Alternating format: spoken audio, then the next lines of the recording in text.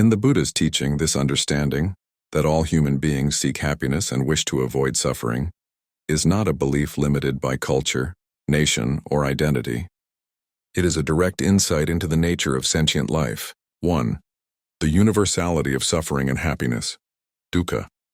The Buddha taught that dukkha, suffering, dissatisfaction, unease, is a universal condition. It appears in different forms across societies, but its essence is the same everywhere. Birth, aging, illness, loss, fear, craving, and uncertainty. Whether one is Asian, American, European, rich or poor, powerful or powerless, the heart reacts in similar ways to pain and longing. This is why the Buddha did not teach to one group or nation, but to human beings as such. At the same time, the desire for happiness is universal. Every action, even harmful ones, is rooted in a misguided attempt to escape suffering or secure happiness. Recognizing this common ground dissolves the illusion that others are fundamentally different from us. 2. Beyond labels. Identity as a secondary construction. From a Buddhist perspective, national, racial, and cultural identities are conventional truths, useful for social functioning, but ultimately impermanent and empty of inherent self. The Buddha emphasized that clinging to identity, I am this, they are that, strengthens division, pride, and hostility. When we see ourselves first as human beings who feel, fear, hope, and grieve, compassion naturally arises. This aligns with the teaching of non-self, anatta. Beneath our labels, there is no fixed essence separating us from them. 3. Compassion rooted in shared experience. Because all beings share suffering and the wish for happiness, compassion, karuna, is not sentimental. It is rational and realistic. The Buddha taught that when we deeply understand our own suffering, we see it reflected in others.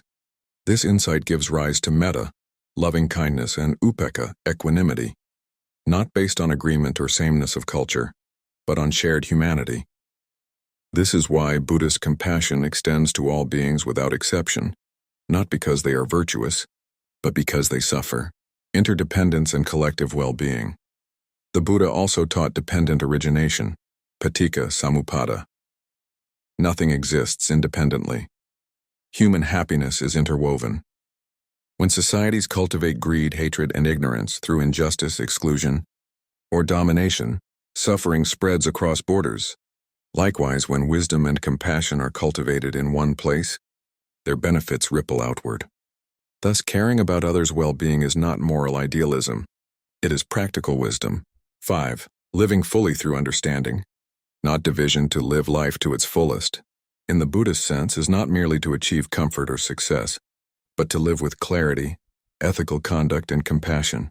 When we recognize that all humans share the same fragile condition, we become less hostile, less defensive, and more sincere in our efforts to improve both our own lives and the lives of others.